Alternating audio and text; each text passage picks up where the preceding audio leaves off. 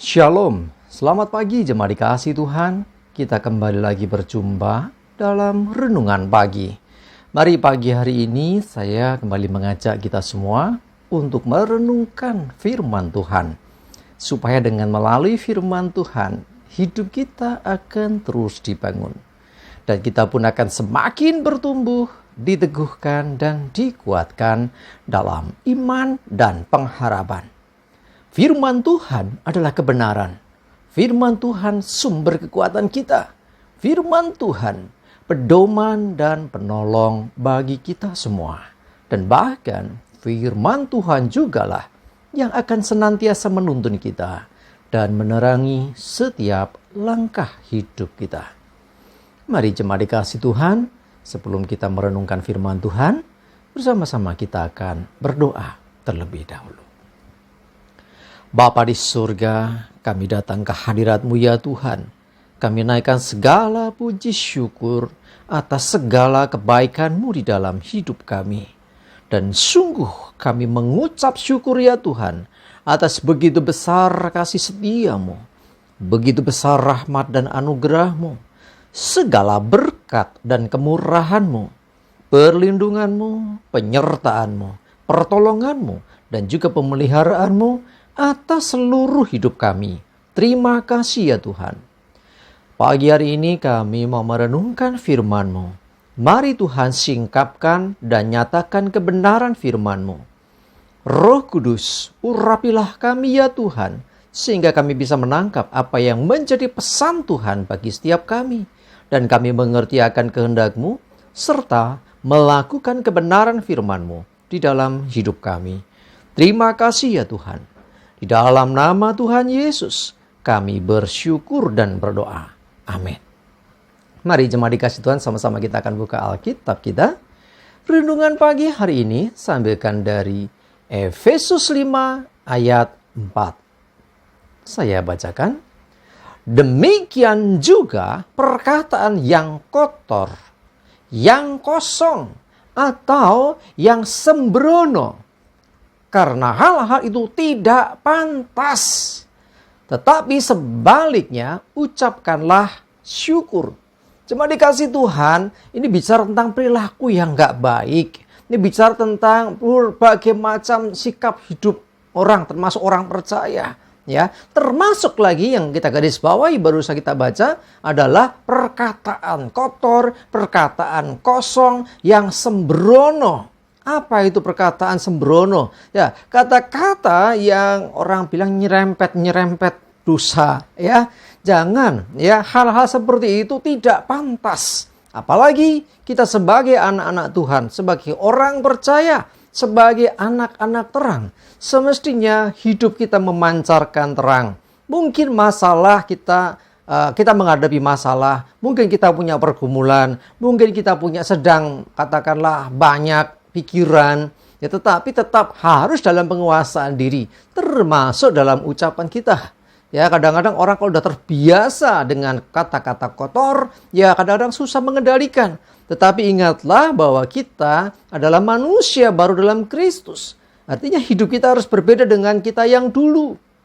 Sebelum kenal Tuhan, ya mungkin hal itu dianggap biasa. Bahkan orang yang katakanlah ya berkata-kata kotor atau orang Jawa bilang miso-miso itu kadang dianggap yang wajar, kadang dianggap biasa lah, karena mungkin menghadapi situasi yang katakanlah ya biasalah gitu loh. Tetapi kita sebagai anak-anak terang sekali lagi harus berbeda dengan dunia. Itu dulu, itu manusia lama kita. Kita sekarang harus berbeda. Kita harus mulai berubah termasuk dalam hal perkataan kita.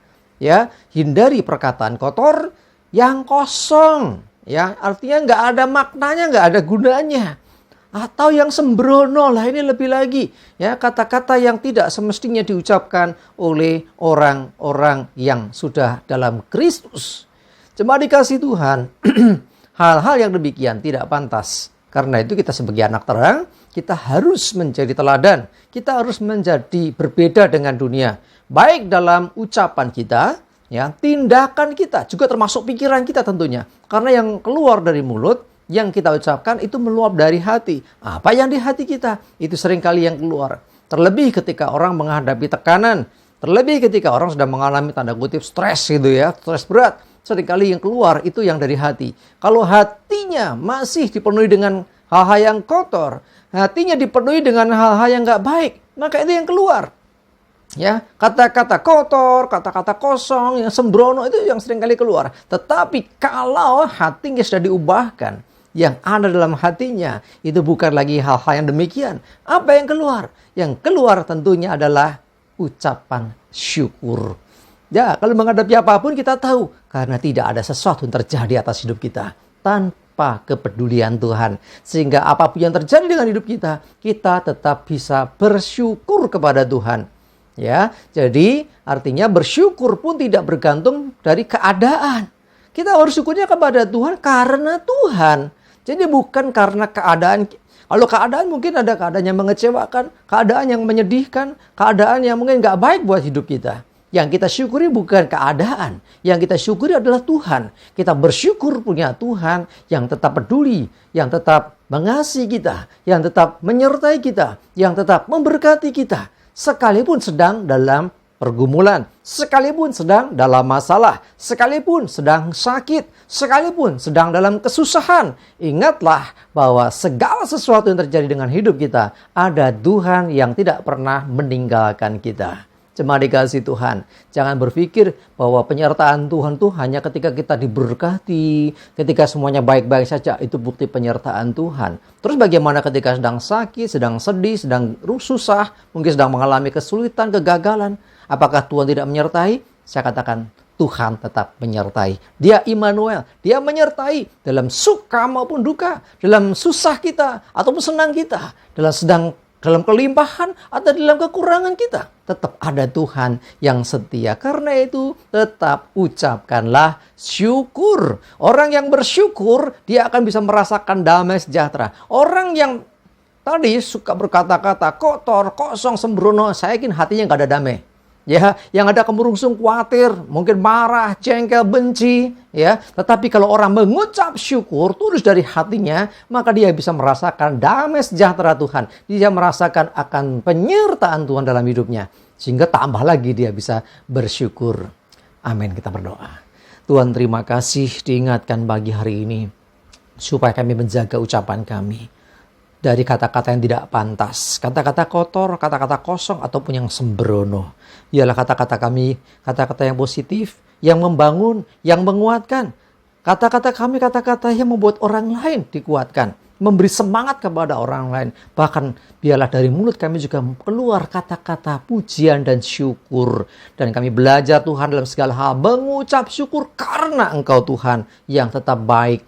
Tengah keadaan setidak baik apapun, Engkau tetap Tuhan yang baik dan kami mau tetap bersyukur. Terima kasih Tuhan, kami mengucap syukur dan juga hari ini kami menyerahkan seluruh hidup kami. Mohon tuntunan penyertaan Tuhan. Jauhkan celaka dan mara bahaya. Damai sejahtera dan berkat Tuhan menyertai kami semua. Dalam nama Tuhan Yesus kami bersyukur dan berdoa. Amin. Mari jemaat dikasih Tuhan, semangat maju terus dalam iman dan pengharapan. Selamat beraktivitas. Sukses untuk Anda. Tuhan memberkati kita semua. Amin.